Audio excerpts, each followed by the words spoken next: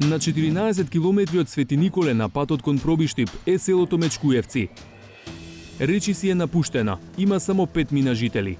Паднатите градби што датираат од турско, немањето чиста вода за пиење и канализација не е она што најмногу ги мачи во последно време. Вознемирени се од најавата за изградба на регионална депонија во нивниот татар. До депонијата едни рекоа ќе се праве, едни рекоа Боже, тога и пато да ga прават, стареден пат имаше, по тај да не идат овамо камионите.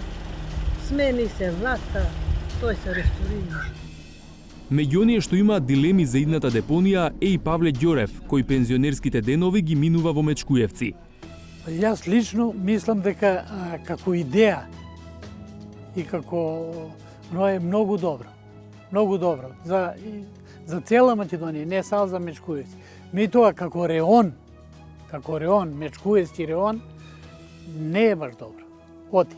Затоа што ово место е чисто, незагадено. Тука чуват, да речеме, овци, чуват говеда. Кога ќе направи таа депонија, и тоа ќе забава. По неколку минути возење на 2 километри над селото, Ѓорев не однесе на локацијата на која треба да се гради депонијата. Ето, ова баш место ќе биде до долу тамо и навак. Значи ова е тоа место Голиш? Да, ова е место Голиш. Натака е реон Тоал, место за чување на стока, многу природно. Ако биде се современо, да биде затворен систем, да биде се како што треба, да нема отпад, расфрлање, ево ветер како вдува. Ако го остават така, ојдоа најлумите уштип. Против изградба на депонија погласни се жителите на селото Немањица, кое се наоѓа меѓу Мечкуевци и Свети Николе. Велат дека камионите со ѓубре што би минувале тука за да стигнат до Мечкуевци, ќе им го уништат и онака дотраениот пат. Путат да биде доле, а не овде ни селото, овде е населено место, има стари луѓе, има испаднат куќе или било шо. Надлежните велат тоа ќе била модерна депонија, ќе вработат луѓе, ќе била затворена, немало да загадува. Верувате ли во тоа? Не, оти они се што кажуваат, ако биде така, многу убава работа. На крај не испаја така. Веќе имаат лошо искуство со депонии. Ја тега ние имаме овде, кад дувне северот. Од тоа удолен лојза, ту горе што има, тој се ни се пие, ни се јада гројзи. Бело, како пепел на нега. Свети Николе веќе си има своја депонија, и тоа токму на патот кон Мечкуевци. Нестандардна, какви што се и многу други во земјава, е само благ опис за ова огромно ѓубриште зафрлено во дол. Како дел од стратегијата за регионално управување со отпад, државата реши источниот и североисточниот плански регион отпадот да го носат на нова регионална депонија што би се изградила во близина на Мечкуевци. Двата региона беа во најнапредна фаза од процесот во споредба со останатите региони во земјава. Дури почна и со формирање меѓуопштинско јавно претпријатие кое ќе треба да стопанисува со идната депонија, но тој процес во меѓувреме беше блокиран. Актуелното раководство на Свети Николе не дозволува регионалната депонија да е на територија на оваа општина. Неколку пати се обидовме да договориме интервју со градоначалникот Дејан Владев, кој е кадар на ВМРО од ДПМНЕ, за да го прашаме зошто е против, но тој одбиваше. Затоа решивме да го чекаме пред општинската зграда. Добро утро, господине Владев. Зоран Јовановски од 360 степени. Да ве прашам зошто не дозволувате изградба на регионална депонија во вашата општина? Дали ако ви ги одземат ингеренциите, што ќе се случува?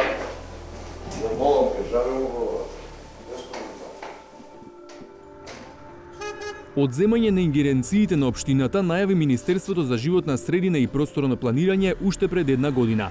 Така, наместо општината, Министерството би предложило уште 20 членови на управниот одбор на идното меѓуопштинско претпријатие, чие формирање е услов за да се распише тендер за изградба на депонија.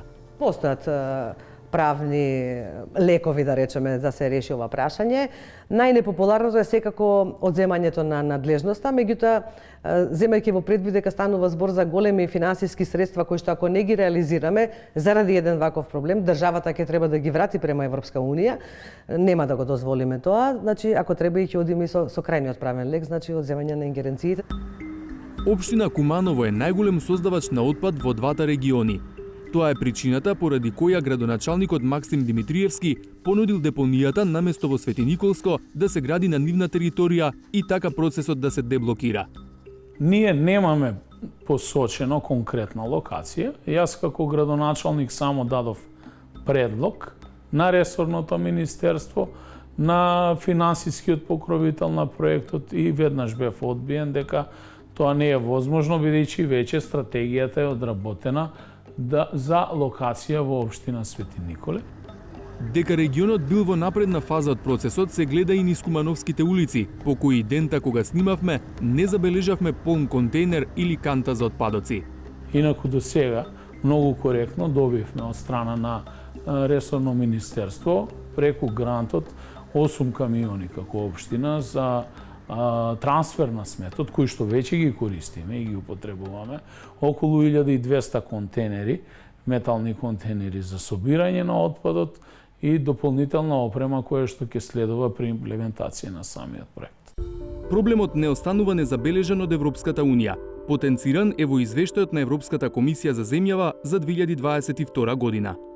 Воведувањето регионален систем за управување со отпад во североисточниот и источниот регион дополнително е одложено поради отпорот на општина Свети Николе да биде домакин на централниот капацитет за управување со отпад.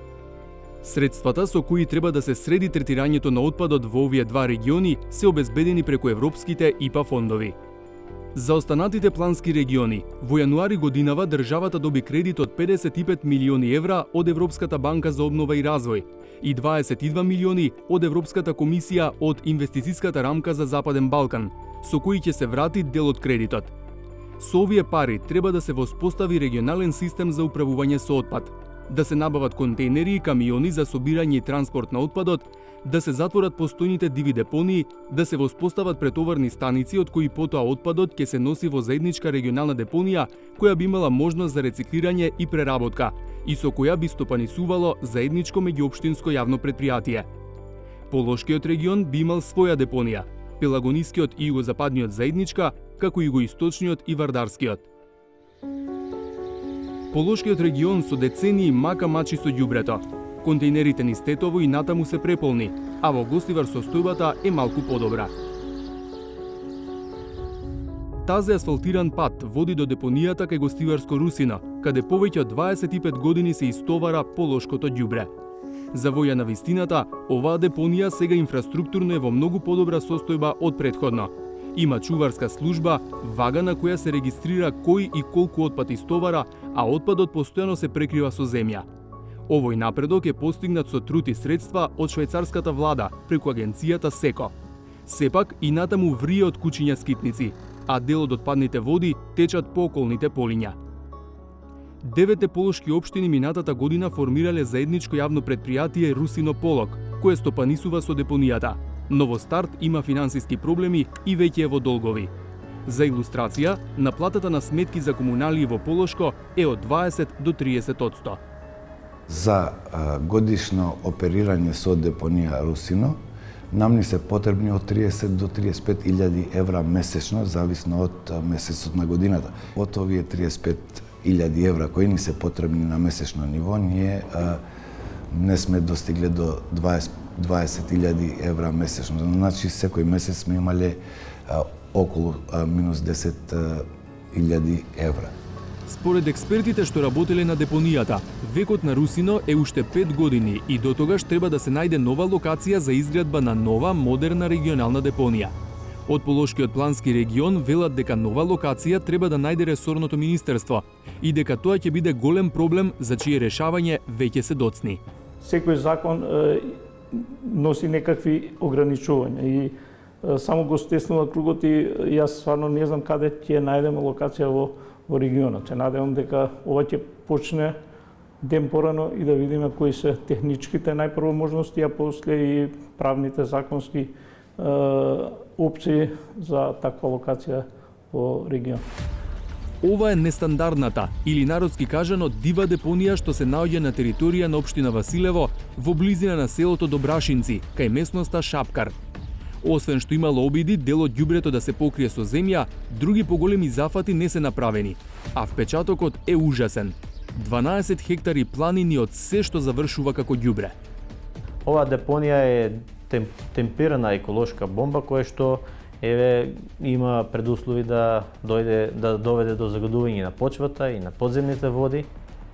Идната регионална депонија за југоисточниот и Вардарскиот регион најверојатно ќе биде изградена во нејзина близина. Ние како општина Василево и јас како градоначелник сме заинтересирани, сме отворени за реализација на овој проект и мислиме дека ќе биде во интерес на сите граѓани, но најмногу на југоисточниот регион кој што тоне во отпад, бидејќи скоро во секој населено место, во секоја општина имаме стотици депонии кои што ја загадуваат животната средина. Градоначалникот вели дека локалното население нема проблем со отворање нова современа депонија, но апелира процесот што го води ресорното министерство да биде транспарентен, а граѓаните информирани за се. Тогаш ќе добие инклузивност самиот процес и ќе добиеме, јас сум убеден, и поддршката од граѓаните, бидејќи сега оваа ситуација која што имаме депонијата сигурно е многу полоша од она што би можело да биде со овие средства и со овој проект. Југозападниот и Пелагонискиот плански регион пак треба да отворат регионална депонија на територија на општина Новаци, во дел од досегашниот рудник за јаглен суводол што го експлоатираше рек Битола. Членови на општинските совети на Битола и Новаци, како и граѓани од двете општини, во мај минатата година имаа можност да видат како функционира регионалната депонија изградена кај Кожани, Република Грција. Таа обслужува 4 префектури и 10 општини во овој дел на нашиот јужен сосед. Се работи за современ комплекс во којот вкупната количина отпад што се собира, 68% се рециклира, а 32% се одлага на депонија. Изградени се и 10 претоварни станици или трансфер центри во кои се собира отпадот, а потоа се транспортира до регионалната депонија. Ова е успешен пример на регионален систем за управување со отпад од соседството, кон каков се стреми и земјава. Од Министерството за животна средина велат дека се создадени сите предуслови за конечно да се почне со воспоставување на долго најавуваниот систем. Ќе одиме чекор по чекор, битно е да почнеме. Жално е што многу години наназад и покрај тоа што го имавме законот, ние не успеавме да ги воспоставиме системите. Првото е ова исток и североисток.